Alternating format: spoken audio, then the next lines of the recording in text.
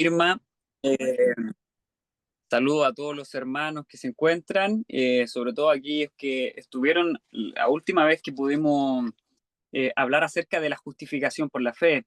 Eh, para muchos este es un tema muy desconocido, o tal vez no profundizado, y para otros ha comenzado a ser un bálsamo en este último tiempo, no tan solo último tiempo por la segunda venida de Jesús, sino que obviamente en este último tiempo porque de hace más de 100 años que esto que se ha publicado, desde 1888, ahí escuchamos los ecos de este mensaje, y hoy día, después de mucho tiempo después, más de 100 años hemos dicho, esto ha comenzado a revolucionar las mentes de aquellos que lo han comenzado a aceptar.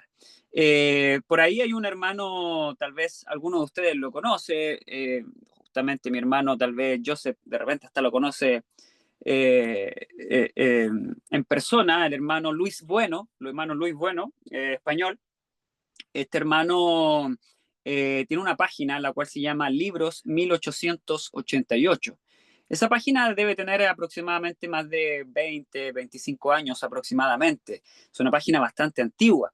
Y acá en Latinoamérica, hace unos 4 años atrás, cuando estábamos ahí en plena pandemia, eh, desde Venezuela, unos hermanos de Venezuela, otros de Puerto Rico y algunos otros de Estados Unidos, también siempre latinos, eh, hicieron un congreso llamado el Congreso 1888, donde se predicó la justificación por la fe.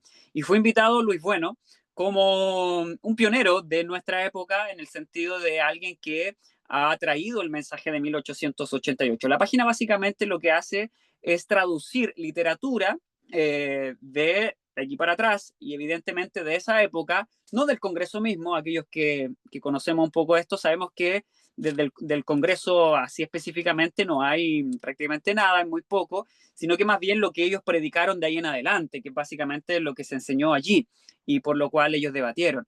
Y esa página recoge artículos, libros y mucha información, la cual es tremendamente importante para poder entender justamente lo que Wagner y John predicaron y la palabra de Dios anuncia en relación a la justificación por la fe. Y cuando se le preguntó a Luis Bueno qué le parecía a él este congreso, él dijo, bueno, ustedes saben, yo llevo más de 20 años hablando de esto. Justamente, de hecho, él escuchó a Robert Wheeler. Robert Wheeler es un transcriptor, un pastor transcriptor de el mensaje de la justificación por la fe, tal como fue en esa época, y de ahí comenzaron a tomarse ciertos escritos. Luis Bueno escuchó predicar a este hombre en vivo, digamos, y ahí el Espíritu de Dios le indicó que esa era la obra que él tenía que hacer. Y él dice, yo la verdad no había visto nunca en estos 20, 25 años, nunca había visto una revolución o un despertar del mensaje de la justificación por la fe como ahora. Esta página no es nueva, lleva mucho tiempo, tal vez más años de lo que algunos de nosotros somos ni siquiera adventistas, y no había sido tomado en cuenta o por muy pocos o por casi nadie.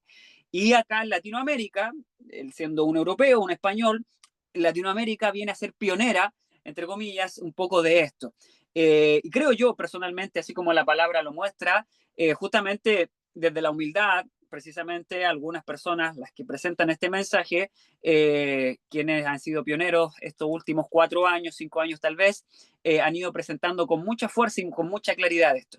Y esto fue muy emocionante cuando él dijo eso, dando a entender de que nos encontramos en un periodo culminante de la historia, en un periodo de mucha expectación con razón en relación a lo que está sucediendo. Hay gente que le gusta hablar de profecía, sí, la profecía es algo maravilloso, pero si no la tomamos desde el punto de vista de la justificación por la fe, nosotros estaremos hablando de una profecía vacía, porque la profecía tiene que estar tomada desde Jesús. Jesús es el precursor, el que va adelante, pero no tan solo el que va adelante, sino que la roca que lo seguía, como está ahí en Corintios, la roca que lo seguía esa roca que iba atrás y la nube que iba adelante, este tiene que ir delante y detrás, regulando, midiendo y va marcando los tiempos del transcurso de Israel en el desierto. Por lo tanto, es Jesús. Si la profecía no está bañada con la sangre de Cristo y su garantía, podríamos estar hablando de cualquier cosa. Entonces, eso ha ido sucediendo este último tiempo. Y este mensaje, así como el anterior, que el otro era básicamente de qué se trata la justificación por la fe, de exaltar a Cristo de una forma más destacada, como lo vimos ese día, ahora vamos a tratar un tema que también probablemente algunos de ustedes ya han vislumbrado, que es básicamente nuestra mentalidad. Esto no es solo la mentalidad que tiene el mundo adventista religioso, ¿ok? O conservador o liberal. No, eso no estamos haciendo esa diferencia entre el buen adventista, el mal adventista. No, vamos a introducirnos en algo que todavía es más complejo, complejo en el sentido social, porque en el fondo la mentalidad del antiguo pacto, y aquí me adelanto un poquito, la mentalidad del antiguo pacto de algo por lo cual yo lucho para hacer, para conseguir un objetivo, para conseguir algo de Dios, es algo que está impregnado en nuestros poros, producto de la educación, producto de que el romanismo ha inundado todas las esferas de la vida. La educación, los deportes, la alimentación, el estilo de vida en general. Por lo tanto, por eso es que nos cuesta tanto, no solo como adventistas, sino que en el mundo en general nos cuesta tanto asumir en este caso, la verdadera justicia que Dios hace por nosotros y que abate en el polvo la gloria del hombre para hacer por nosotros lo que nosotros no podemos hacer por nosotros, ¿ok? Que es lo que Elena White mencionó. Entonces, para poder comenzar, a diferencia de la ocasión anterior, no voy a proyectar solo un párrafo de un folleto de escuela sabática de hace algunos años atrás, para que ustedes lo puedan ver, pero básicamente vamos a leer la Biblia y algunas que otras citas. Y para eso vamos a hacer la siguiente pregunta, bueno, que es algo que se nos ha enseñado por lo menos cada 2, 3 años se está estudiando el tema de los pactos y en relación a esto vamos sacando conclusiones, creo yo que nuevas en relación a lo que ya está establecido, porque lo que los adventistas conocen por los pactos debiera ser algo así tanto como el sábado, súper entendido y súper conocido. Pero, insisto, esto no es así producto de ese aire que existe, esa atmósfera romana que hay no solo en el adventismo, en todo nuestro medio. Entonces la pregunta que nosotros primero nos vamos a hacer y la vamos a ir contestando es, ¿qué son los pactos al final? ¿Ok? ¿Qué son los pactos? ¿Son acaso dos dispensaciones de tiempo? Estamos hablando del antiguo pacto y estamos hablando del nuevo pacto. Son dos dispensaciones de tiempo donde una existe en relación al Antiguo Testamento, en relación al sistema ceremonial, en relación al sistema patriarcal, en relación al pueblo de Israel hasta Jesús, y luego tenemos el nuevo pacto que tiene que ver con la gracia de Cristo, tiene que ver con la dispensación de Jesús en el santuario celestial. ¿Son acaso dos cosas separadas? Y si eso es así, significa, si eso fuera así, si esa fuera la respuesta, sí, eso es, si la respuesta fuera así, significa eso inmediatamente de que las personas desde Adán hasta Jesús, o antes de que viniera Jesús, fuese crucificado y resucitado, antes que viniera Él, antes que sucediera eso, significa que estas personas son salvadas de una forma distinta a la que son salvadas aquellas personas después de la resurrección de Cristo y más aún a su ascensión al lugar santo y más aún después al comienzo del juicio investigador en el lugar santísimo desde 1844. Por lo tanto, si son dos dispensaciones de tiempo, la conclusión directa a eso es que Adán se salva de una forma y usted y yo nos salvamos de otra manera. Pero la Biblia no dice eso. La palabra de Dios nos dice claramente en Juan 14:6 de que Jesús es el camino, la verdad y la vida. Nadie va al Padre si no es a través de Él. Solamente hay un camino, solamente hay una dirección, solamente hay una forma de poder acceder al Padre. Y esa forma es por Jesús, a través de Jesús, por el camino que transitó Jesús, de la forma en la cual Jesús lo ha establecido en Jesús, como lo hemos visto en relación al mensaje de la justificación por la fe. Entonces, si solamente hay un camino, solamente hay una forma, significa que el nuevo pacto y el antiguo pacto, o los antiguos pactos, porque la escuela sabática a veces nos confunden con esto, llevándonos a un pacto de Dios con Abraham, un pacto de Dios con Noé, un pacto de Dios con Moisés, un pacto de Dios con los israelitas, y nos llevan a un sinfín de pactos y entendemos todo eso como antiguo, pero son pactos, en fin, son pactos. Por lo tanto, las escuelas sabáticas con las cuales nosotros solemos estudiar la Biblia en conjunto con la iglesia, un poco nos confunden porque nos están hablando de dispensaciones de tiempo, que para ellos fue distinto y para nosotros es otra cosa. Pero ya descubrimos por una cosa muy sencilla del Evangelio de que solamente hay una manera de poder ser salvo. Por lo tanto, no pueden ser dos dispensaciones de tiempo, no pueden ser dos formas de ser salvo. No puede ser que el pacto antiguo era una manera en la cual los antiguos eran salvos y el pacto nuevo es otra manera de ser salvo. ¿Ok? Entonces, obviamente vamos a ir ahondando en esto, por si esta respuesta que yo doy con un solo versículo no le basta a alguien. Vamos a ir ahondando todavía más. Otra pregunta que surge en torno a esto es, ok, entonces, si existe un antiguo pacto y si existe un nuevo pacto, significa que Dios trató de distinta manera a los antiguos y nos está tratando de distinta manera a nosotros. ¿En qué sentido? En el sentido de que la forma en la cual Dios hace las cosas en la mente y en el corazón del creyente, el cual va a Cristo y es salvado, tiene en este sentido, en el nuevo pacto, mayor poder que en el antiguo. ¿Por qué? Porque Dios sacó el antiguo y puso uno nuevo. ¿Ok? Eso podría llevar a una confusión absoluta en el sentido de que todo lo que sucedió en la antigüedad, y es por eso que muchos rechazan todo el Antiguo Testamento, rechazan y sepultan el Antiguo Testamento como una cosa no necesaria y como elementos no necesarios, cuando en realidad estos hablan de Jesús, muestran a Jesús y revelan al Mesías y exaltan uno de los elementos del nuevo pacto, el cual es su gracia. Entonces, esto no es así tampoco. Por lo tanto, vamos a comenzar leyendo algunos versículos que nos muestran la realidad de estos dos sistemas y vamos a entender claramente qué es lo que significan para no confundirnos. Ojo que esto no es un estudio bíblico, no es mi intención simplemente que usted termine sabiendo qué significa una cosa y la otra, como que si fuera información. Estamos predicando, estamos presentando el Evangelio. Por lo tanto, esto es un llamado. En este tema hay un llamado el cual va a salir producto del Evangelio que vamos a presentar. Entonces vamos a leer en primer lugar Jeremías capítulo 31. Y en Jeremías capítulo 31, desde el Antiguo Testamento, esto es lo interesante, desde el Antiguo Testamento, donde se supone que está el Antiguo Pacto, se nos presenta lo siguiente. Y aquí vamos a ir leyendo con mucha atención y que el Señor nos ayude a poder entender. Jeremías 31 dice lo siguiente. Dice, palabra, perdón, aquí está.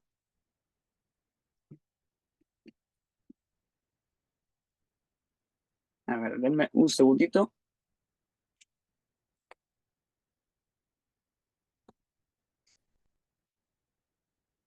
Un segundo solamente. Sí, ahí está. Ahí está, Jeremías 31. Ahí está.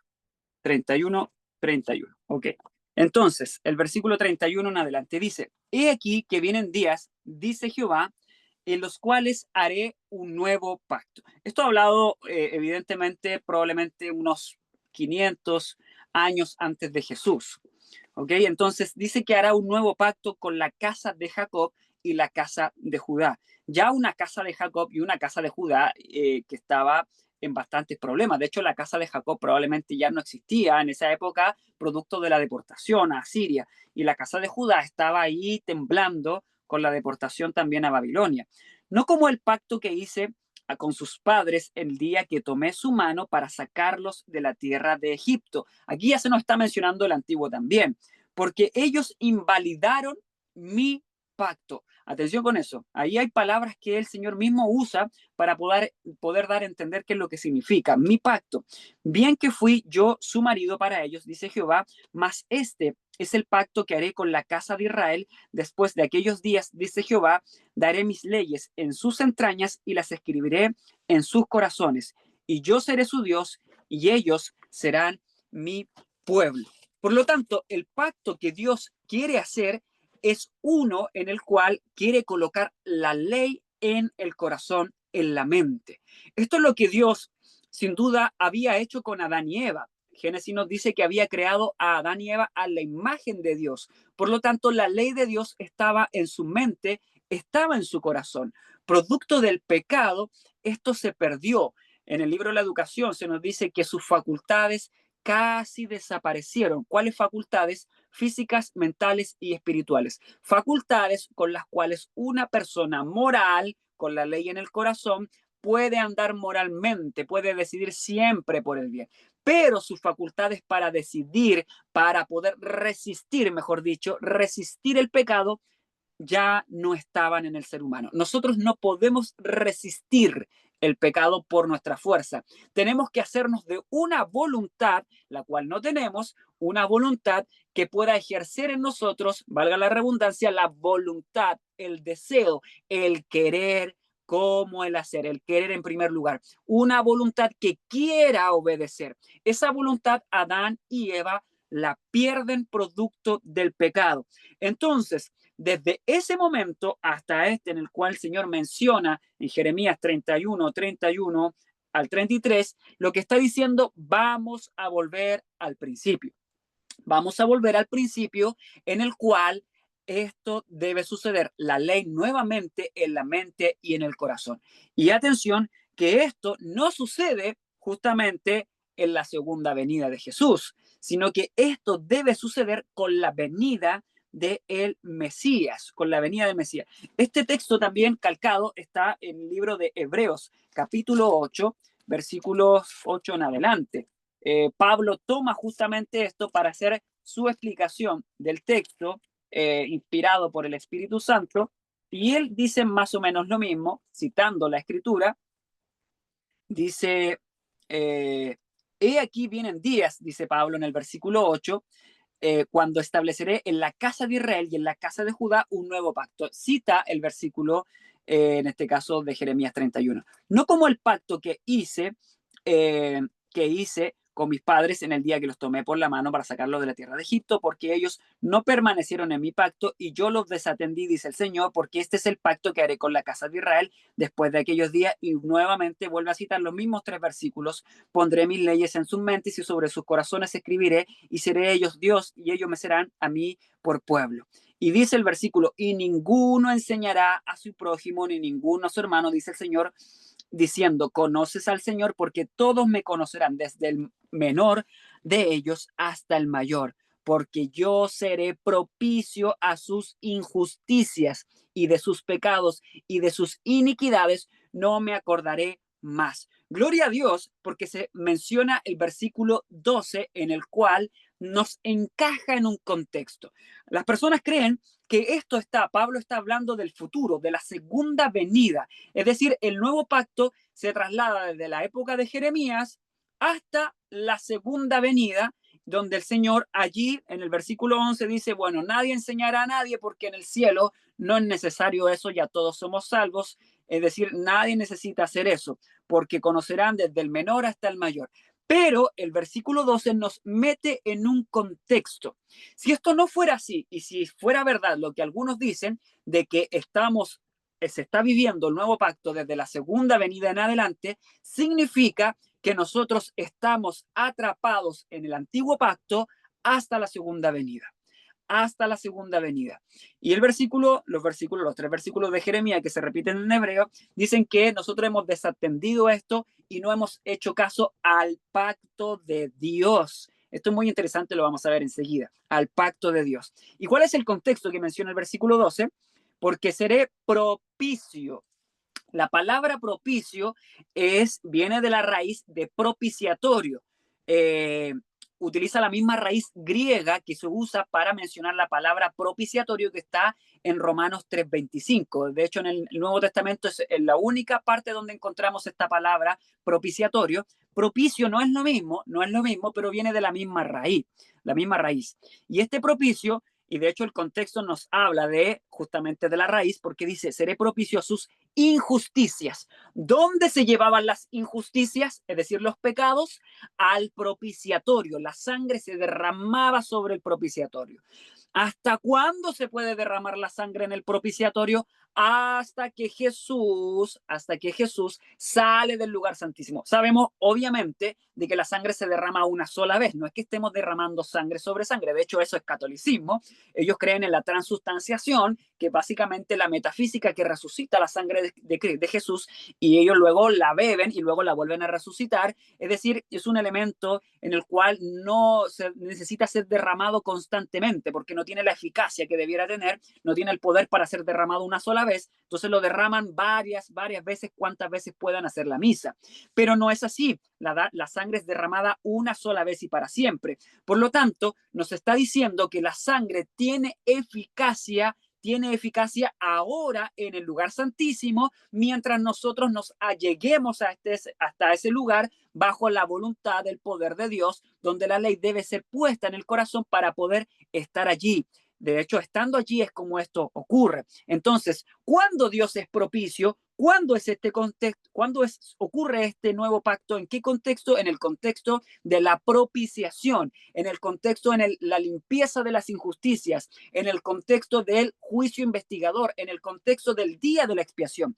Y sus pecados y de sus iniquidades no me acordaré más. ¿Dónde ocurre eso? En el día de la expiación.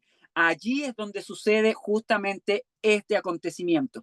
Por lo tanto, es imposible que el nuevo pacto sea trasladado a una época posterior en la cual nosotros ya seamos salvos. De hecho, el juicio investigador, escrito ahí en el Conflicto de los Siglos, en el capítulo El juicio investigador, es todavía más claro.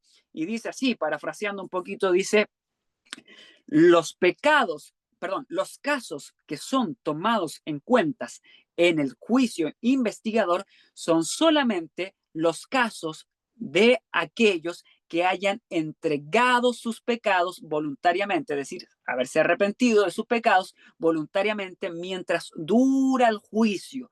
Todos aquellos que no lo hacen serán resuelta su situación en un juicio posterior, que es el juicio que está después o durante los 1000 años, que es el juicio para los perdidos. El juicio de vida, el juicio de salvación, que es el juicio investigador, es durante la estadía de Jesús en el lugar santísimo. Es más, dice así, ninguno de los pecados, cuando termine el juicio investigador, cuando Jesús sale del lugar santísimo, no puede haber ningún pecado escrito en el libro de los pecados, en este caso en el libro de la muerte. No puede haber ningún pecado registrado allí. Así lo muestra este libro, este capítulo del juicio investigador. ¿Cómo sucede? Justamente Dios ya no se acuerda de esas iniquidades, las borra, las tacha, no sé estrictamente cómo lo hace, no sé si aparecerá una línea. Yo creo más bien que ya no están allí, porque eso es lo que nos da a entender en cuanto al evangelio y en cuanto a la realidad, a la sustancia y a lo que es físico, a la sombra. La realidad es que esos pecados ya no deben estar allí, en el sentido de que ya no deben estar en nuestro carácter, deben ser sacados. Por lo tanto, en el libro ya no debe estar. Y cuando se va al registro de Ítalo, ¿qué es lo que se ve? Si Ítalo es salvo, se ve que Ítalo no tiene ningún pecado. El que es salvo porque no tiene ningún pecado. ¿Cómo así? Si yo he cometido muchos pecados. Pero esa es la eficacia de la sangre de Jesús, de que cuando termina el juicio investigador, Ítalo no tiene ningún pecado y por lo tanto su nombre permanece en el libro de la vida. ¿Qué sucede con el otro libro, que es el libro de las memorias? Sus buenas obras, que no son suyas, permanecen allí, son las obras de Cristo. Esto es justificación por la fe.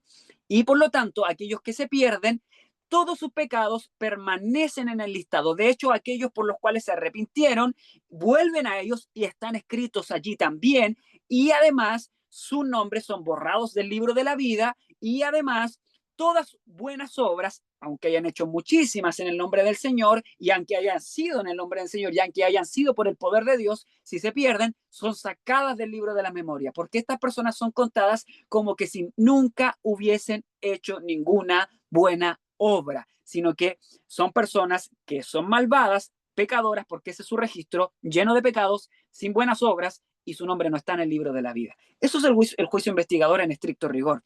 Por lo tanto, el contexto de Hebreos 8 y de Jeremías 31, que es lo mismo, es el juicio investigador. Entonces nosotros debemos trasladar el nuevo pacto al contexto que estamos viviendo ahora. El antiguo pacto, como se escribe en el libro de Gálatas, vamos a leer Gálatas capítulo 4, versículo 24, es referido de esta forma en las escrituras. Gálatas 4, versículo 4. Vamos a buscarlo allí. Gálatas 4, versículo 4. 24, perdón, 4, 24. Dice, lo cual es una alegoría. Bueno, vamos a leer el contexto igual, pero vamos a leer este versículo primero. Porque estos son los dos pactos. Uno es el monte Sinaí, el cual engendra para servidumbre, el cual es de Agar. Básicamente, vamos a entender los símbolos enseguida, pero esto es básicamente el antiguo pacto, lo que engendra servidumbre. Entendemos que el nuevo pacto es un pacto de libertad, es un pacto de justicia, es un pacto que nos otorga la vida eterna antes de la venida de Jesús, evidentemente mientras Él está en el lugar santísimo. Entonces vamos a leer ese contexto, obviamente. Vamos a buscarlo allí en el libro de Gálatas, los versículos anteriores, desde el versículo 21. Dice lo siguiente, decidme lo que queréis estar bajo la ley. ¿No habéis oído la ley? Dice Pablo, pregunta, porque está escrito que Abraham tuvo dos hijos, uno de la sierva y otro de la libre. Aquí le está hablando a los gálatas insensatos, esos gálatas que querían judaizar, esos galatienses que querían hacer la misma forma ceremonial que tenían estas personas en Israel y no atender el nuevo pacto que ya estaba delante de ellos a través de la muerte y resurrección de Cristo. Entonces, él le dice, bueno, ¿querés conocer en realidad lo que significa la ley? Dice él, está escrito que Abraham tuvo dos hijos, uno de la sierva y otro de la libre. Entonces aquí comienza a relacionar el antiguo pacto y el nuevo pacto con dos mujeres. La sierva, claramente, es el antiguo pacto, y la libre es el nuevo pacto. Entonces, sus dos esposas simbolizan también estos dos pactos. Dice, pero el de la sierva nació según la carne, según la carne, qué interesante, más el de la libre lo fue por la promesa. Entonces, nosotros solemos, como dice Pablo claramente, que solemos avanzar de acuerdo a nuestras concupiscencias, las cuales son de la carne, son deseos, gustos, pasiones, hábitos que nos llevan o que nos desvirtúan nuestra dirección como cristianos rumbo al cielo bajo nuestra propia voluntad. Lo va a decir, de hecho, el mismo texto. Y por otro lado, la libre fue hecha por la promesa. ¿Y qué es una promesa? Algo en aquello que nosotros debemos creer. Te prometo que voy y vuelvo. ¿Qué me asegura a mí que esa persona va y va a volver? Simplemente tengo que creer que va a volver. Entonces, el nuevo pacto está basado en creer, de acuerdo al versículo 23, creer en la promesa. Ojo con eso, no creer simplemente porque, no sé, tómate esta agüita, este jarabe, esta pastilla, con fe, por decir algo. Pero ¿fe en qué? ¿Fe en la pastilla? ¿Fe en el agua? ¿Fe en qué cosa? ¿En la persona que me está diciendo? ¿Fe en una arenga? ¿Fe en qué? No, en este caso está basado en la promesa. ¿Y cuál promesa? La palabra de Dios. La palabra de Dios es nuestra promesa. Nuestra promesa es la palabra de Dios, la palabra de Dios, la palabra que dice, y que se haga la luz y se hizo la luz en un instante. La palabra que dice, yo te libero de tu pecado, la palabra. Entonces, si la palabra tuvo poder para decir que se haga y se hizo, la palabra tiene poder, la promesa de la palabra tiene poder para derrumbar, para lavar, para rodar el pecado de nosotros. La promesa. Debemos creer en la palabra, que es, en otras palabras, la promesa, la promesa. Vamos a leer un versículo, si no me pierdo en esto, vamos a leer un versículo que lo dice puntualmente. ¿Ok? Entonces, por otro lado, la carne no debe ser por la promesa, debe ser porque la persona tiene los elementos propios en la mente, en la carne, para hacerse sacarlos y tomarlos cuando los necesite. El orgullo, el ego, el haber avanzado en la vida y haber conseguido elementos que son suficientes en mi mente para poder yo soportar las aflicciones y las vivencias que están ocurriendo en mi vida. Esto es justamente el evangelio que vemos hoy día. Hay un poder en la mente, tienes que encontrar ese poder que hay en ti. Tú puedes tomar esos elementos y con eso ser fuerte, ser valiente, qué sé yo, un sinfín de cosas. Es decir, el antiguo pacto está basado en elementos que supuestamente tenemos en nuestro interior. Esto lo explica el Catecismo, capítulo 1 del Catecismo, que básicamente es panteísmo, tomar elementos o de la naturaleza o de nuestra propia naturaleza para hacernos fuertes. Chakras le llaman también, o elementos que vienen de nosotros. Pero por otro lado, insisto en la idea, para que esto vaya quedando súper claro, el nuevo pacto está basado en creer no en cualquier cosa, no en algo no sustancial, sino que en algo sólido, que es la palabra, insisto en esto, palabra de Dios, Dios que habla. Versículo 24 dice, lo cual es una alegoría, claramente estos son símbolos, porque estos son los dos pactos, y este es el versículo que leímos, y ahora con esto en la mente lo leemos nuevamente. El uno es el monte Sinaí. ¿Qué ocurrió en el monte Sinaí? Fue dada la ley de Dios. ¿Qué leíamos en Jeremías? Dios quiere dar su ley. Pero ¿acaso Dios no la ha dado tantas veces al antiguo Israel? Claro que sí, la dio una y otra vez. Y si ustedes leen Patriarca y Profetas, ahí dice claramente y con evidencia que no hubo ningún suceso en la historia más claro, más portentuoso, más llamativo que cuando Dios habló en el monte Sinaí. Toda la tierra tembló, si queremos creer eso, eso es lo que dice allí. Toda la tierra tembló y ese monte Sinaí humeaba y se escuchaba la voz de Dios como de trompeta pronunciar la palabra de la ley, anunciar estas promesas a su pueblo en forma de la ley. Entonces, eso ocurrió en el Sinaí, pero no estamos hablando del nuevo pacto, fíjense, estamos hablando del antiguo, dice, los dos pactos. Entonces, el uno es del monte Sinaí. Es decir, nos está mencionando este lugar como con relación al antiguo pacto. Allí se menciona la ley, sí, sí. Pero vamos a ver por qué se le llama antiguo pacto si también es un intento de Dios. Alguien podría pensarlo así muy bien. Es un intento de Dios de dar su ley. Fue Dios mismo el que la dio Jesús. De hecho, es el que la estaba pronunciando, el mismo Jesús del nuevo pacto, el pacto de la gracia. Es el mismo Jesús el que habló literalmente ese día allí en el Sinaí. Pero ¿por qué se le llama antiguo? Fíjense lo siguiente, el cual engendra para servidumbre, el cual es Agar. ¿Por qué? Dice, porque Agar es el monte Sinaí en Arabia, que corresponde al que ahora es Jerusalén. También está relacionando esto con el sistema judío, claramente. Y esta es servidumbre y está en servidumbre con sus hijos, en servidumbre. ¿Por qué está en servidumbre? Ustedes lo recordarán, de hecho creo que esto lo estudiamos en el trimestre anterior, cuando hablamos la historia de Moisés, antes de Josué, lo que estamos viendo ahora en la escuela sabática, justamente había un capítulo que estaba relacionado con esto, con los pactos y con lo que ocurrió allí en el Sinaí. ¿Y qué decía? ¿Y qué es lo que dijeron los hijos de Israel? Una vez que se pronunció la ley y que Moisés habló con ellos, haremos todo lo que Dios nos mande. Eso fue lo que ellos dijeron. Es decir, antiguo pacto. No solamente creyendo en la promesa, sino que más bien ellos asumiendo que tenían que hacerlo y intentaron ponerlo por obra. Con sus esfuerzos, con su valentía, intentaron hacerlo. ¿Y qué sucedió? Terminaron adorando un becerro de oro.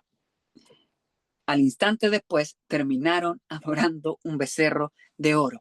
Es decir, claramente el antiguo pacto, Dios acá a través de Pablo lo relaciona con el monte Sinaí porque es el hecho más, es el acontecimiento más simbólico del antiguo pacto, porque simboliza el intento humano por querer obedecer la ley de Dios. Ese intento flaco, frágil, sin poder, sin convicción, sin fe, un elemento que es sacado de nuestro interior. Señor, sí, te obedeceremos, ahí casi con emoción y con sentimientos y con cosas que no son propias de la fe, sino que con intento humano decimos, Señor, haremos todo lo que tú nos dices.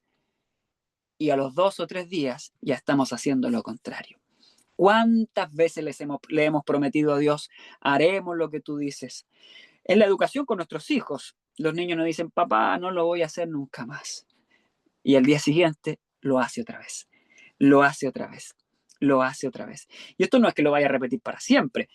Si es que nosotros no lo llevamos a Cristo y al nuevo pacto y a cómo funciona realmente, nuestros hijos van a ir creciendo en esta modalidad en la cual nunca van a lograr hacer lo que Dios espera de ellos porque lo han estado intentando. Desde pequeños se nos educa de esa forma, educamos así a nuestros hijos a intentarlo. Si lo haces bien, te voy a dar un dulce si alguien come dulce acá. Te voy a dejar jugar si alguien hace eso. Educamos así, hemos sido educados de esta forma. Por eso nos cuesta, es una mentalidad que está inserta en nosotros. Entonces, siempre el hacer es nuestra premisa. Dios nos dice, obedece esto, ok, voy a intentar obedecerlo. Señor, haremos todo lo que usted nos mande. ¿Y qué sucedió? Inmediatamente después, y no solamente desobediencia así más o menos, sino que idolatría absoluta había allí en el campamento 40 días después, ahí abajo del Sinaí. Por lo tanto, eso simboliza el antiguo pacto. Y el nuevo pacto, por contraparte, que creo que ya lo entendemos, dice, más la Jerusalén de arriba, porque acá se está mencionando la de abajo, la Jerusalén de abajo, los intentos humanos por querer hacer la obra de Dios, la Jerusalén de arriba es la libre, la cual es madre de todos nosotros, porque está escrito, alégrate estéril, tú que no das a luz, prorrumpe en júbilo y clama, tú que no tienes dolores de parto, porque más son los hijos de la dejada que los que tiene marido. Así que hermanos, nosotros como Isaac somos hijos de la promesa, pero como entonces el que nació según la carne perseguía al que nació según el espíritu, así también es ahora, evidentemente. Más, ¿qué dice la escritura? Echa fuera a la sierva y así su hijo, porque el hijo de la sierva no será heredero con el hijo de la libre. Eso es imposible. No puede Adán y todos los que vivieron en la época antigua salvarse de una forma y nosotros salvarnos de otra. No, todos bajo una misma manera, todos a través de la fe. Por eso el sacrificio que allí se hizo desde un inicio para darles vestiduras a Adán y Eva, y que luego entró en disputa con Caín y Abel y que siguió por siglos y siglos, por 4000 años hasta Cristo, era un sacrificio que nos llevaba o que les llevaba a mirar a Cristo a través de la fe. Entonces, esa es la fe la cual hace libre y hace salvo a cualquiera durante los 6000 años de historia de la tierra. Así que, hermanos, no somos hijos de la sierva, sino que somos hijos de la libre. Es así como nosotros debemos ser salvos. Por lo tanto, antiguo pacto está basado en las obras humanas. Obras humanas. Nuevo pacto basado en la fe en Jesús. En Jesús. La fe en Jesús es un pacto o el pacto de la gracia, como también lo podemos reconocer. El antiguo pacto es la capacidad, esto todavía es más entendible, es la capacidad que el hombre tiene para poder salvarse. John Wesley usó esta frase y Elena White la tomó y está escrita en El Camino a Cristo, en el capítulo 2, y él decía así, el que quiere ser salvo es el que se da cuenta de que no se puede salvar a sí mismo. El que es salvo, el que se da cuenta de que no puede salvarse a sí mismo, por lo tanto necesita de un salvador. Por lo tanto, en el antiguo pacto no me doy cuenta de que necesito ser salvo. O si me doy cuenta, me trato de salvar yo solo. El que necesita de un salvador es el que entiende que no se puede salvar a sí mismo. Por eso pasa al nuevo pacto, porque en el nuevo pacto la persona necesita de ese salvador cree en la promesa de salvación y esa promesa lo liberta. Como decía en Romanos 8, Dios se olvida de sus iniquidades y sus rebeliones y sus pecados. ¿Por qué? Porque esa persona es transformada, es capacitada, es la obra de Dios que abate en el polvo la gloria del hombre y hace por lo que no puede hacer por sí mismo, dijo Elena White. Por lo tanto, Dios lo dota de las capacidades que nunca va a encontrar en el antiguo pacto. Dios quería graficar esto finalmente. La historia de Israel antiguo es una historia para que nosotros podamos entender claramente cómo no se hacen las cosas. ¿Cómo no se hacen las cosas? Debemos ser salvos a través de la fe, no intentar obedecer algo que no es natural. No tenemos el poder, el discernimiento ni la voluntad para poder hacerlo. La única manera es Jeremías 31, que Dios grave esto en nuestra mente. ¿Y qué es lo que tiene que grabar? La ley. La ley es la que tiene que ser grabada. Ya lo vamos a ver. Entonces, vamos a ir a otro capítulo, Segunda de Corintios también. Pablo, Segunda de Corintios, capítulo 3, que es donde se expone más o menos lo mismo, donde Pablo nuevamente hace esta comparación entre el antiguo y el nuevo pacto, y allí en el capítulo 3, versículos 3 al 18, nosotros podemos encontrar esta comparación muy, muy exacta, de acuerdo a las palabras del apóstol, y que nos lleva a entender básicamente que de una vez por todas dejemos de intentar ser salvos, sino que más bien creamos en aquel que nos da la salvación, que nos da los méritos y el poder para ser salvos, que nos da los méritos y el poder para hacer las buenas obras. Ya lo dije antes, pero léanlo ustedes en el juicio investigador. Las buenas obras son obras de Cristo. ¿Por qué? Porque si no, el perdido, que se le borraron sus obras en el libro de las obras, de las memorias, va a decir, oye, pero si estas obras eran mías, ¿por qué me las estás quitando? Ellos no van a decir eso. ¿Por qué? Porque son obras de Cristo. Son obras de Cristo. Por lo tanto, se les sacan porque son las obras de Jesús. Terminan con 0 obras buenas porque nunca fueron sus obras. Por lo tanto, tenemos que entender esto, que nos cuesta por un tema de mentalidad, de educación, no por inteligencia, no porque seamos más o menos inteligentes, sino que por educación hemos sido formados en la doctrina del antiguo pacto. ¿Ok? Entonces, vamos a leer solamente 3 versículos que comparan estos 4 junto con el último, que es el 18, que es muy interesante, para poder entender esto. Vamos a ver el versículo 3, el cual dice, porque aún soy carnales. Ya vimos ahí en Gálatas que carnal tenía que ver con esta obra que yo intento hacer por Dios y no intento por obedecer. Somos carnales. Y no está hablando del desenfreno del deseo sexual o el desenfreno del alcohol y de las bebidas y de la carne, no. Cuando Pablo habla de esto, está hablando de eso. Lo carnal es el deseo humano por querer hacer aquello que Dios hace. Es una usurpación del puesto que a Jesús le toca. A Jesús le toca ministrar en el lugar santísimo. El contexto de Hebreos 8, en el cual no lo podemos trasladar a la segunda venida porque el contexto es el contexto del sumo sacerdocio de Jesús, allí ministrando su sangre, entregando sus méritos. Entonces, cuando nosotros intentamos o somos carnales, estamos usurpando la obra de Jesús, usurpándola. Pues habiendo entre vosotros celos y contiendas, divisiones por el orgullo, porque todos queremos ser el mayor, porque todos nos creemos buenos. La iglesia de la Odisea, somos ricos, no soy carnales y andáis como hombres, dice el versículo. Dice el versículo. Perdón, yo me equivoqué, estaba leyendo Primera de Corintios y es Segunda de Corintios. Este versículo era muy similar. Discúlpenme. Era Segunda de Corintios, versículo 3. Ahora sí, es Segunda de Corintios. En todo caso, el versículo que estábamos leyendo era prácticamente lo mismo que estamos explicando. Sí, es Segunda de Corintios 3. Ahora sí, Segunda de Corintios 3:3. Este sí. Dice, siendo manifiesto que soy carta de Cristo. Bueno, gloria a Dios porque básicamente está hablando de lo mismo.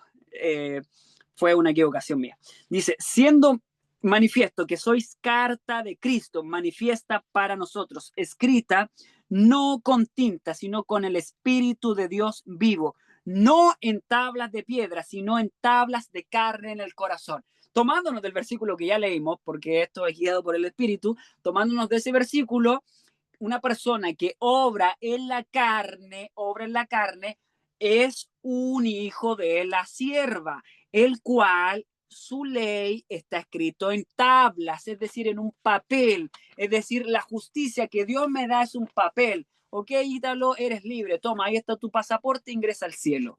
Yo ingreso al cielo, sigo siendo un maleducado, sigo siendo un impaciente, sigo siendo un avaro, un orgulloso, pero tengo mi pasaporte. Está escrito. Sigo portándome mal, cuando en realidad no puede ser así. Debe ser esto escrito con tinta, como dice aquí, con tinta, con el Espíritu de Dios. ¿Cómo se escribe la ley en el corazón? A través del Espíritu Santo.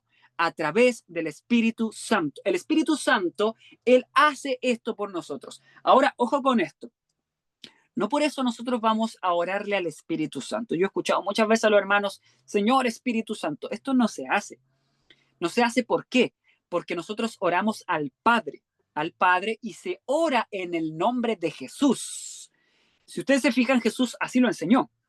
Y Jesús nos enseña a no a orarle al Espíritu Santo, ni tampoco mencionarlo en el nombre del Espíritu Santo. Pero ¿dónde entra el Espíritu Santo si no lo mencionamos ni siquiera en la oración? ¿Dónde entra el Espíritu Santo? Esto está en Juan 16. Juan 16 dice que Él me glorificará, porque Él tomará de lo mío y os lo hará saber. Por lo tanto, el Espíritu Santo toma de Jesús sus méritos, que son sus méritos, su obediencia a la ley. Él toma su obediencia al Espíritu Santo y lo entrega. Lo entrega. Toma de lo mío y os lo da a saber. ¿Dónde lo da a saber?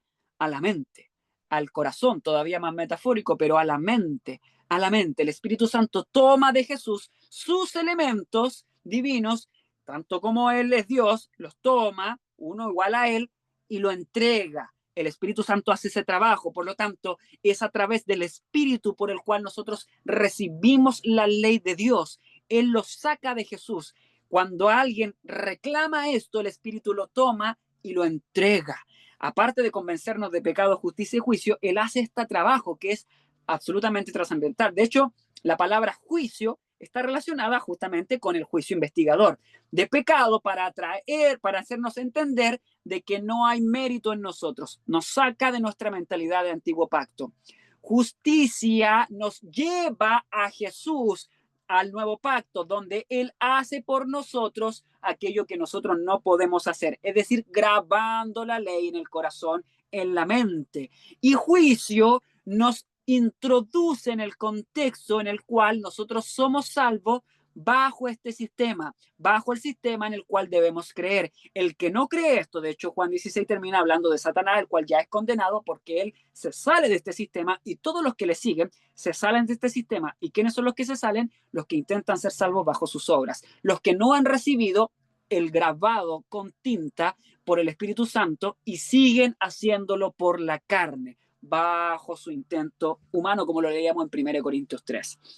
Vemos otro versículo, versículo 6, más adelante, dice, el cual también nos ha hecho ministros suficientes del Nuevo Testamento, no de letra, sino del Espíritu, porque la letra mata, más el Espíritu vivifica. Muchos han utilizado este versículo en un contexto que no tiene nada que ver con lo que se está mencionando acá. En un contexto en el cual, oye, saber muchas cosas, la letra mata, nos lleva a hacernos muy fanáticos. Lo sacamos de un contexto que no tiene absolutamente nada que ver con lo que se está enseñando acá. Aquí está hablando de las dos mentalidades, nuevo pacto, antiguo pacto, donde el hombre intenta ser salvo y donde Dios hace por este lo que este no puede hacer, le da el querer como el hacer. Entonces, ¿la letra mata en qué sentido?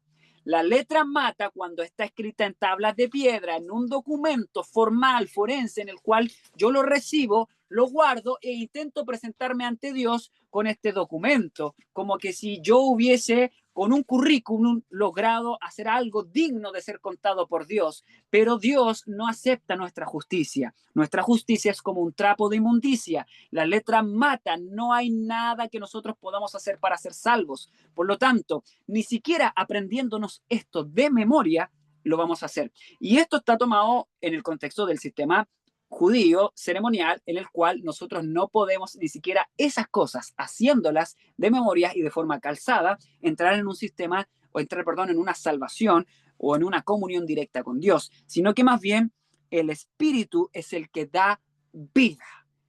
¿De dónde viene la vida? ¿Quién es la vida? Jesús.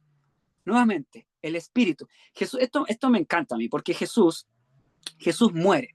Muere en el sentido no literal, sino que también murió literal, obviamente, pero en el sentido simbólico, él muere.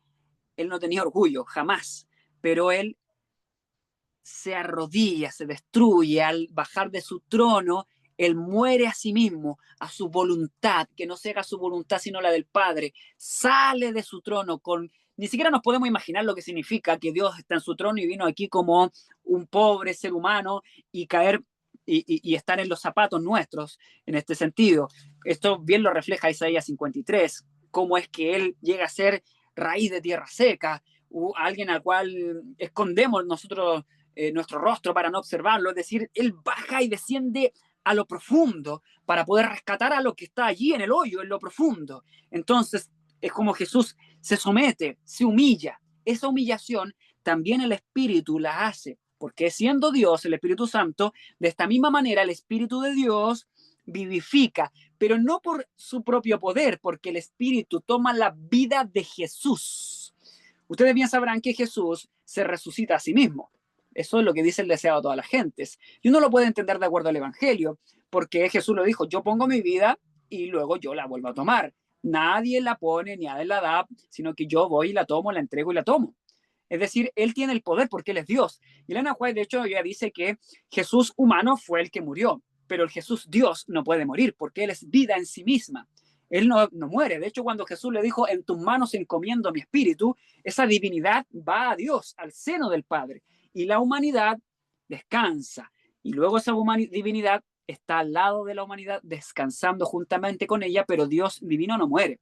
El ser humano es el que murió allí, en la tumba, 3 días estuvo aguardando. Y el poder divino resucita esa humanidad, la resucita y la trae nuevamente, y ahora son uno para siempre. De hecho, Jesús es muy interesante y gloria a Dios porque es así. Él va a compartir nuestra naturaleza por toda la eternidad, en el sentido no del pecado, sino que la parte física, humana, la va a compartir por siempre. Va a compartir siempre eso, a diferencia de lo que puedan ser la forma que tengan los seres en los otros mundos. Él siempre va a ser un ser humano, tanto como divino. Gloria a Dios, porque mucho nos ha amado el Padre para que seamos contados también, no solo como sus hijos, sino que como hermanos de Él, así como le dijo a sus discípulos. Pero les dijo, a vuelta de página, ahí mismo en el libro de Juan, si ustedes quieren ser tratados de esta forma, deben hacer todo lo que yo les digo, refiriéndose también a cuando él les dice que son sus amigos, sus hermanos. Si ustedes quieren ser mis amigos, mis hermanos, deben hacer todo lo que yo les digo. Y ahora la pregunta es, bajo lo que ya hemos conversado, ¿cómo yo puedo hacer lo que él dice si no puedo guardar la ley? No puedo ni siquiera seguirlo, no puedo obedecerle. Debo recibir de él aquello que yo no poseo, que es la justicia del Señor. Leemos el versículo 9, que es el último de acá. Dice, porque si el ministerio de condenación fue glorioso, mucho más abundará la gloria en el misterio de la justificación. Interesante, refiriéndose al sistema claramente de los sacrificios, dice el versículo 10, porque aún lo que fue glorioso no es glorioso en este respecto, es comparación a la gloria más excelente, evidentemente, porque si lo que perfecto fue glorioso, mucho más glorioso será lo que permanece. Lo que perece fue glorioso, más lo que permanece será más glorioso todavía. Así que teniendo tal esperanza, hablamos con mucha confianza. Él se está refiriendo al sistema judío. Por lo tanto, si eso fue glorioso, y vaya que lo fue, ese fuego que descendió sobre el altar y consumía el altar con un fuego celestial, la Shekinah, que era literal la presencia de Dios ahí mismo, sobre el propiciatorio, la sangre y los elementos que cubrían ese lugar y que hacían de la expiación la única posibilidad para que esas personas pudiesen ser salvos a través de la fe, eran elementos reales que simbolizaban una realidad profunda. Por lo tanto, ellos debían creer. Si eso fue glorioso, mucho más glorioso es la sustancia, el deseado de toda la gente, como dice el libro de Ageo. El deseado es deseado porque ya no más símbolos, queremos ahora la realidad de las cosas, y la realidad es más poderosa porque evidentemente es un ministerio de justificación. El otro es un ministerio de condenación porque no podemos seguir en él. Y nosotros, a pesar de que no somos judíos, seguimos funcionando bajo un sistema judaico. ¿Y cuál es ese sistema judaico? En el cual no queremos entrar en el lugar santísimo. Elena White dice en Primero Escrito que muchos adventistas permanecen en el lugar santo. En el lugar santo se obran milagros, dice allí. Hay milagros, se obran milagros, suceden cosas, pero es Satanás el que obra esos milagros. Es terrible la situación. De hecho, ellos están con sus espaldas, dándole la espalda hacia el altar, hacia el trono de Dios, y están mirando hacia el otro lado, hacia el oriente, en este caso, hacia la salida. Pero en este caso, estas personas están allí aguardando una situación, aguardando una justificación que no está en ese departamento, sino que ha pasado al lugar santísimo, donde Jesús está obrando por nosotros. Y es allí donde el Señor transforma y otorga su sangre, donde donde el Espíritu Santo toma esa sangre y te la da. ¿Qué es la sangre? Insisto en esto, sus méritos. ¿Qué son sus méritos? Su obediencia. Por lo tanto, hasta un niño puede reclamar la justicia de Cristo diciendo, Señor, no puedo obedecer a mi papá, a mi mamá. Dame la obediencia, dame tu obediencia cuando tenías 6, 5, 4, 7, 8 años, 11, 12 años. Dame tu obediencia, porque Jesús se calza con todas las edades. De hecho, el deseado de la gente dice que hasta los 12 años él ni siquiera sabía que él era Dios y era un hombre o un niño, en este caso, perfecto, tremendamente perfecto, sin pecado ya hasta esa edad. Por lo tanto, todos se pueden calzar con Cristo y recibir de Él lo que Él ganó en la humanidad. Y el Espíritu Santo toma esto y lo entrega. Les quiero mostrar aquí un pequeño libro, bueno, no se los voy a leer ni nada, es un libro bastante grueso, que se llama El Pacto Eterno. Este fue escrito por una hermana acá en Chile, y este libro, El Pacto Eterno, tiene un capítulo obviamente dedicado a los dos pactos, y yo les quiero leer un par de cosas que aparecen acá, y responder una de las preguntas que hicimos en un inicio. Y una de ellas era, entonces, ¿por qué entonces la palabra aparentemente, la palabra de Dios, aparentemente en el Antiguo Testamento, presenta pactos entre Dios y el ser humano? De hecho, hasta en Jeremías 31 se menciona que Dios había hecho un pacto y este fue destruido por los israelitas. Incluso a Moisés destruye la ley de Dios diciendo, bueno, ustedes han quebrantado el pacto y Dios quebranta el pacto también de esta forma, destruyendo la ley en el fondo. Entonces, ¿por qué la palabra de Dios presenta aparentemente esta manera en la cual Dios quiere hacer pactos? Esto es una confusión, es así también como funcionaba. ¿Cómo calza esto dentro del discurso que estamos dando? Porque lo que estamos diciendo, si es que todavía no lo hemos entendido así, es que Dios ha establecido solamente una forma para ser salvo. Por lo tanto, el antiguo pacto, en estricto rigor, nunca existió, en el sentido de que Dios siempre ha presentado el deseo de querer grabar la ley en el corazón. No es que le haya estado jugando con los israelitas, bueno, vamos a hacer esto para que ustedes se equivoquen y a través de esa equivocación vamos a sacar una lección. Y ni siquiera para ustedes, sino que para el futuro, para las que van a leer esto en el 2025, algún día estudien esta cosa y ahí ellos saquen una lección. No se trata de eso. Lo que estamos diciendo es que Dios ha establecido solamente una manera, es decir, el nuevo pacto ha existido siempre y tiene un nombre y lo vamos a ver al final. Cuando terminemos. Tiene un nombre y ese es el nuevo pacto. Siempre ha sido así. Solo que nuestra mentalidad nos ha llevado a distorsionar la idea del pacto, incluso a entender de que Dios ha hecho diferentes pactos con la humanidad. El libro dice acá, en la página 266, dice, ¿acaso Dios no hizo pactos con el hombre en el pasado? ¿Acaso Dios no hizo pacto con Abraham, por ejemplo, y con Noé? Vamos a ver lo que dice la Biblia. Vamos a ver, en este caso, Génesis 17. Aquí se saltan los versículos. Yo no voy a pedir que me sigan en la lectura porque son distintos versículos. Son el 2, el 4 y el 7 y lo voy a leer así rápido en honor al tiempo. Dice así, ustedes lo pueden buscar igual. Génesis 17, 2, 4 y 7. Dice, y yo estableceré mi pacto. ¿Ok? Cuando Dios desea hacer un pacto con la humanidad, y ustedes lo pueden buscar así, y si su Biblia no dice eso, trata de buscar una mejor versión, porque Dios está hablando de mi pacto. ¿De quién es el pacto? De Dios. Es decir, hay una sola forma de ser salvo. Dios establece su condición, su pacto. ¿Y cuál es ese pacto? la ley en el corazón. Adán y Eva, la única forma de ser salvo a través de la promesa, creyendo que esto es posible. Como ellos ya no podían porque no tenían el poder para poder obedecer, Dios necesita darle la ley a través de la fe, creyendo en que Jesús, por el Espíritu Santo, esto se graba en la mente. Ahora sí, ahí está 1 Corintios, 2 Corintios 3:18. En el versículo 18 lo dice esto: somos transformados como por el Espíritu, cara a cara, viendo al Señor. Dice, yo estableceré mi pacto y te multiplicaré en gran manera. He aquí, nuevamente, mi pacto es contigo. Serás padre de muchas naciones. Este es el versículo 4. Y luego el versículo 7 dice, y estableceré mi pacto contigo y con tu simiente después de ti en sus generaciones por pacto perfecto para ser Dios tuyo y de tu simiente después de ti. Eso es lo que está diciendo.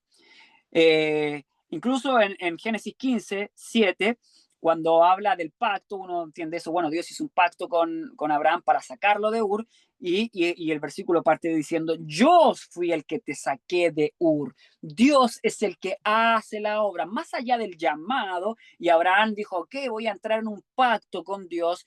Yo te obedezco, tú me sacas y me das cosas, me fructificas o me multiplicas o me das la posesión de aquella tierra si yo obedezco. Algunos lo ponen en esa situación. Él obedece y Dios hace y Dios lo bendice. Pero ¿qué dice el versículo? Yo te saqué de Ur. Tú no puedes obedecer a Abraham. Yo voy a poner en ti lo que tú no tienes. Ese es el real contexto. En el caso de Noé, Hebreos capítulo 11, versículo 7, hablando de la historia de Noé, Pablo dice, por fe, ya lo parte diciendo lo da por sentado, solo por la fe, Noé siendo advertido por Dios, es decir, Noé cree en la promesa, cree en el poder que él no tiene, sino que se hace del poder de la promesa, de las cosas que aún no se verán, con temor, el temor que viene de Dios, lo puso en su corazón, preparó el arca. Noé no podía hacer un arca, duró 120 años, Dios le dio las habilidades, Dios le dio el poder por la fe, creyendo en la promesa, Dios lo dota, hizo una casa para salvarse, por fe condenó al mundo antiguo. Noé no era un predicador, Dios le dio el poder para predicar, Dios le dio lo que él no tenía por la fe, creyendo en la promesa, y fue hecho heredero de la justicia que es por la fe. Él fue justo, heredero de la justicia, recibió la justificación por la fe, creyendo en la promesa. ¿Tenía alguna característica Noé? A veces lo exaltamos de esta manera, no tenía nada, cero características. Dios lo toma, Dios le da, Dios le otorga, Dios pone en él aquellos elementos que con la humildad Noé, creyendo en la palabra que de boca en boca en ese momento existía, creyó en la palabra y él se hizo del poder infinito y pudo predicar, pudo condenar, pudo construir y pudo ser justo delante del Señor. Gloria a Dios, porque eso fue así. Hay una cita, en el 2017 había una escuela sabática que se llamaba Los Dos Pactos. 2017, el 2 de septiembre, estamos hablando del tercer trimestre del 2017, una muy buena escuela sabática que estaba basada en Gálatas.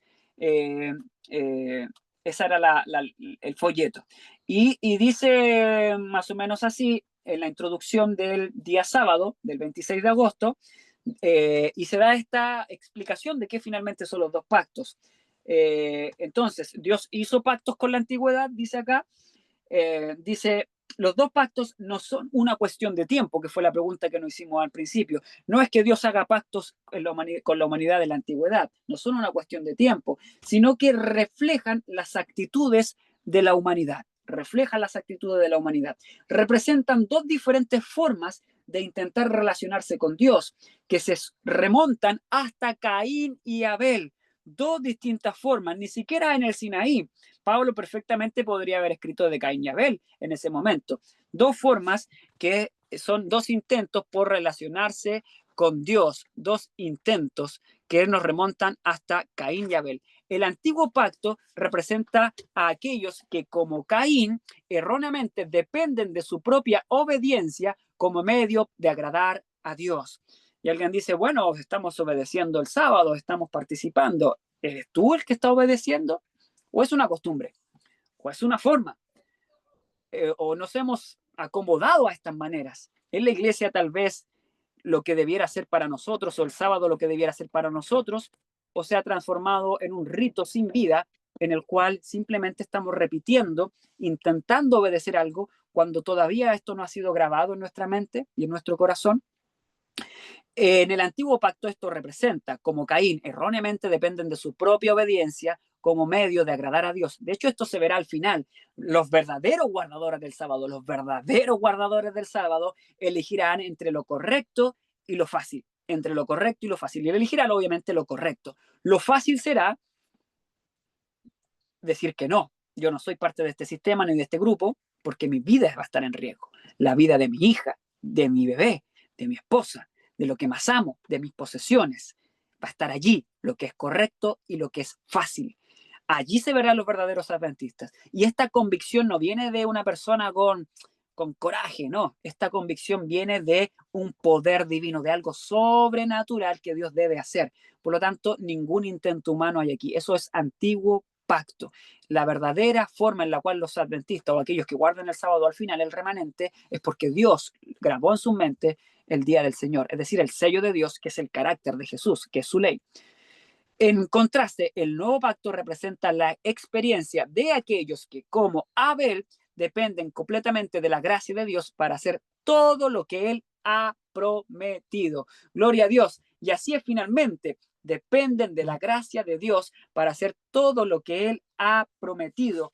Ni siquiera Abel podía allí en su inocencia el poder hacer estas cosas, sino que más bien él dependía del poder de Dios, dependía absolutamente. Lo único que tenía que hacer era presentar al Cordero de Dios. Señor, esto es lo único justo, aunque era un animal que representaba al Mesías. Esto estaba muy fresco en esa familia y por alguna extraña razón, a partir del pecado en la educación de Caín, haciéndole pensar de que él iba a ser el Mesías, porque así lo cuenta Elena White, Eva, perdón, ella intentó educar a Caín con orgullo porque él debía ser el Mesías prometido, así como Moisés fue educado pensando en que él iba a ser el libertador y le costó otros 40 años en el desierto allí ser el más manso de la humanidad.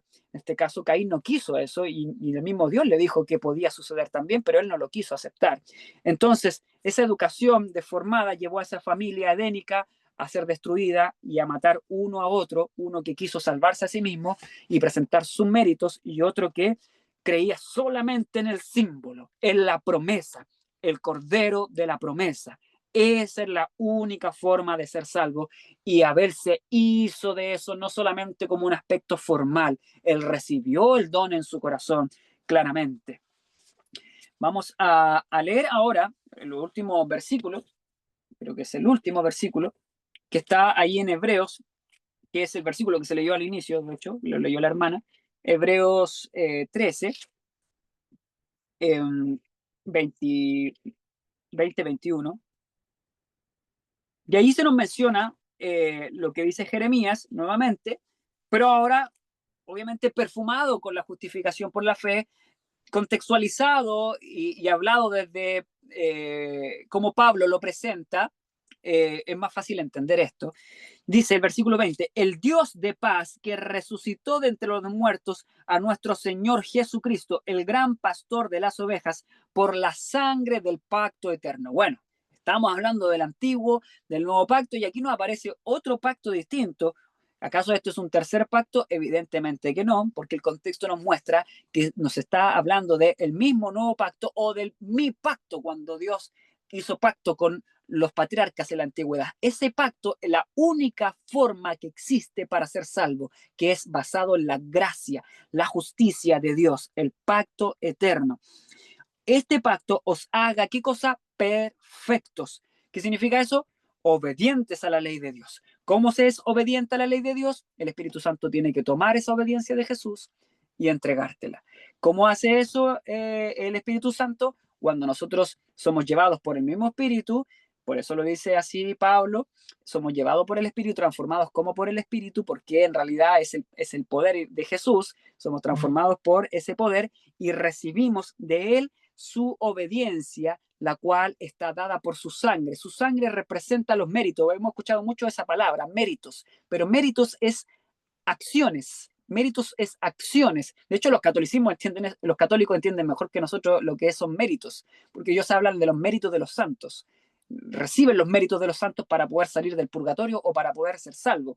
En este caso, nosotros recibimos los méritos de Jesús, que son los méritos acciones. ¿Qué es la sangre? Una acción. ¿Qué es la sangre en el fondo? Una acción correcta. ¿Qué es una acción correcta? Obediencia a la ley de Dios. ¿Qué es el mérito? Obediencia a la ley de Dios. ¿Qué es ser justo? Obediente a la ley de Dios.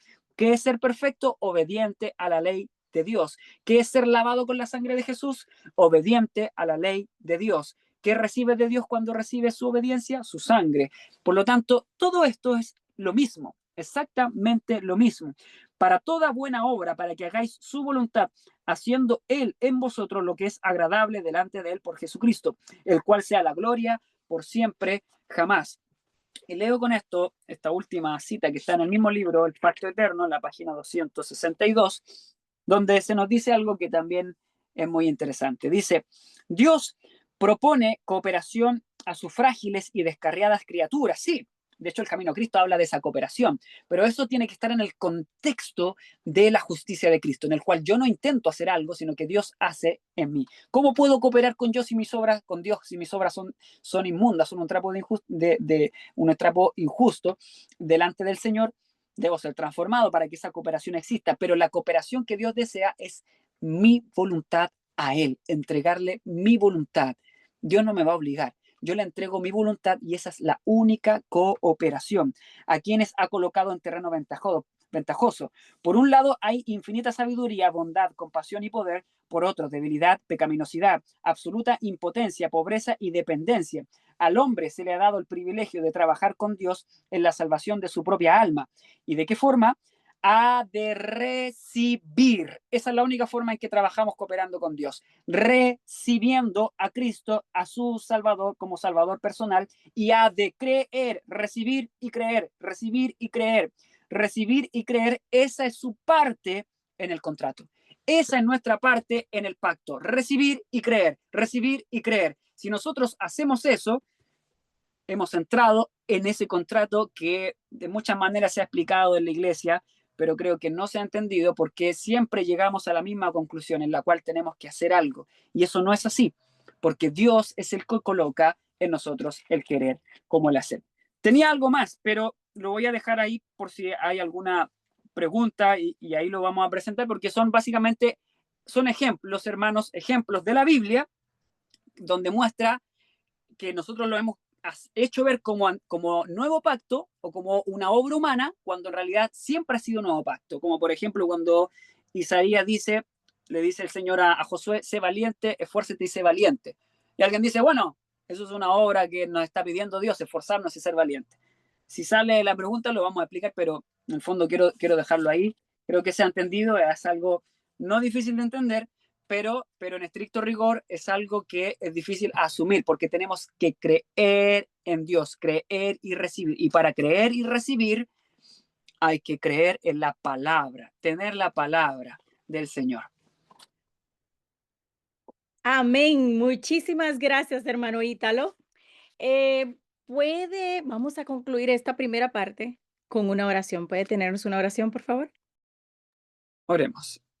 Señor del cielo, gracias Padre porque usted nos ha enseñado de que no hay ninguna forma, no hay ningún mérito, no hay ninguna acción que podamos añadir a los méritos de que Jesús ya ha entregado en la cruz o que podamos suplantar. No hay nada, nada, nada, nada que podamos agregar.